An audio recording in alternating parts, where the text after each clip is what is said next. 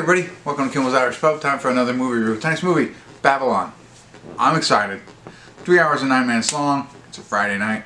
Perfect night for a 3-hour long movie. And it's about Hollywood in, I believe, the 1920s, the rise and fall of different characters and the excess that they go through, or, you know what I mean, like all that kind of crazy stuff. I don't know. Don't know too much about it. Brad Pitt's in it. Margot Robbie, Olivia Wilde, and Jane Smart. Yeah, Gene Smart.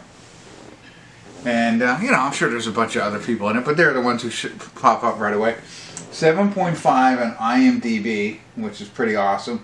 43,000, listen to this, 43,403 people. 43443 people rated it so far. That's kind of cool. I get interested in that kind of stuff. And all I do is look at numbers all the time. So, I don't know. Let's see. I'm going to get into it. I'll find out what it's about, give you a better idea. Hopefully it's crazy interesting and I really enjoy it. I am really in the mood for a good movie tonight. I'm excited, so we'll see. Hopefully it's better than Wakanda. If you didn't see my review on that. Not that it was bad, but I'm really excited about this one. So let's see. Stick around. I'll be back.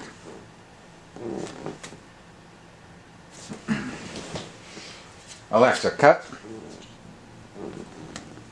Hey everybody. I'm going to do a quick check-in here. We're watching Babylon. We're at the 1 hour, 34 minute, and 43 second mark. 13443. Something with numbers tonight, right? So I think it's about halfway through. And I tell you what, it starts out real strong, but, you know, very, I don't know, I can't, risque. That's not the kind of word I want to use. But, you know, it's funny, when I told my wife I was going to watch this film, she was like, woof. You know, so there's it opens up basically, there's a little bit more, but it opens up with like, kind of like an orgy kind of party kind of thing, so beware.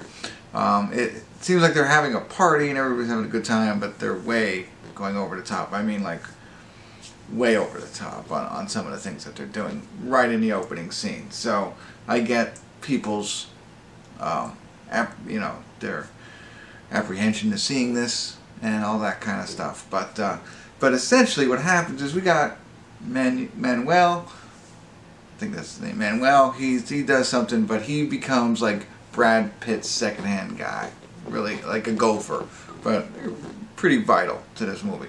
So Brad Pitt is in it, of course. He's like an actor, maybe a producer, you know, kind of thing. He's in the films, but he's also helped doing this. Again, this is in 1920s to the 1930s so far.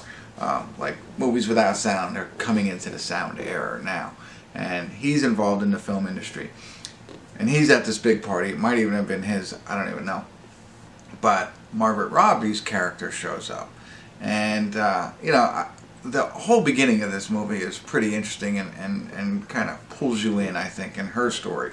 You know, she basically comes from nothing but totally believes in herself, like, I'm a star, I'm gonna be a star. She gets the opportunity. So she now gets into the movie. But they're kind of separated, into the movie business, I should say. They're separated, right? They're not, in the beginning they just happen to be at the same party, but life carries on and that kind of stuff. But then it kind of falls off. Like once we get that opening piece done and a little bit of development on the characters, it falls off for me. You know, they show them going through the motions of everything that they're going through. You know, like an example will be like she's a movie star and she's acting. They show like 7 takes of a scene, and I get it. I mean, that's for the dramatic effect. It takes a long time. Got to hit your mark. You got to say your lines right, all that kind of stuff. But you know, and while I get the point, it's a 3-hour long movie. That kind of helped me lose my interest a little bit. It dulled out. I don't even know if that's the right word, but I felt it was dull. And kind of like my movie reviews, thank you. You didn't have to put that in the comments, no, just kidding. But I felt like it did. It flattened out, like, you know, for like an hour now, and we're halfway through. So I'm hoping it starts to pick back up and see where we go. But right now, I think it's interesting. It's a movie about making movies, but it's kind of lost its steam here in the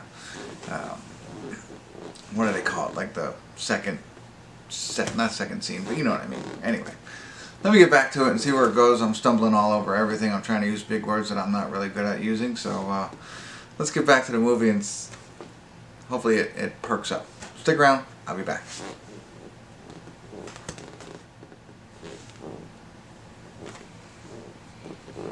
Hey everybody, we're finally at the credits of Babylon. I tell you, 3 hours and 9 minutes felt like forever, to be honest with you, for me. And I think the word I was trying to think of earlier, gratuitous, maybe? At the beginning of it, like I said, there's this,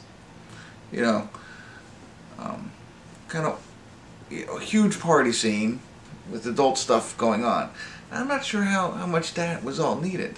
They really went over the top, and I think that's I assume that's a knock on the film. And oh yeah, Olivia Wilde's in it for like a minute, so I just saw the name go by on the credits. Really, it's Margot, Robbie, Brad Pitt, and the guy who plays Manny. Right, they're the three main characters.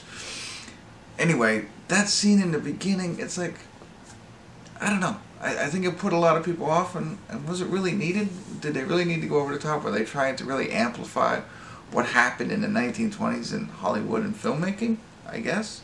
Maybe. I don't know. I don't know that much. I mean, not knowing the actual history of it, the party, yeah, but do you have to make it as that much over the top? I don't know. Anyway, outside of that, the beginning of the movie, the backstories for everybody pulled me in, liked it, but it never, like I said, it tailed off. It never really brought me back. I never felt invested in any of these characters for whatever reason. I like Margot Robbie, I like Brad Pitt, and I like this Manny guy. He's the one probably I cared most about in this movie. But I felt that his character arc was too abrupt. It didn't, he made jumps here and there, they all go through the rise and the fall of Hollywood, right? And so you see that all happening.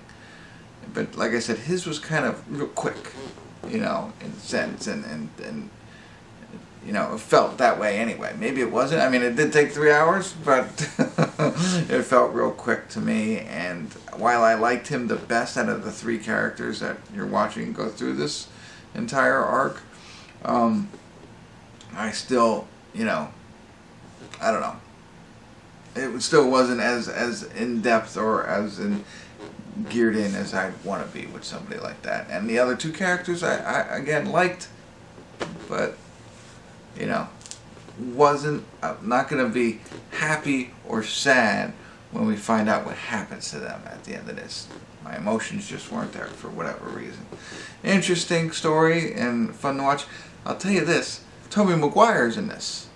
When Tobey Maguire gets into this movie, I mean, it changes. It goes to a different type of movie. It was weird and strange. And I liked it because it made me more interested at that point. It wasn't enough to save the film for me. And I'm not even sure why it was in there, but it really piqued my interest. I was like, what is happening right here? Why? I don't understand. I mean, I understand the plot line, but I was just like, why did they do this? I have no idea, And maybe, again, it's talking about what happened in these times, in the 1920s to 1930s, and that's what they're referencing. So, lost on me, but very interesting nonetheless, that piece. But in the end, I have to say this, I don't know how many people are staying with me this long through this review, but I've been told this many times, I got told again today, I should rate movies on, beers or shots or something like that, and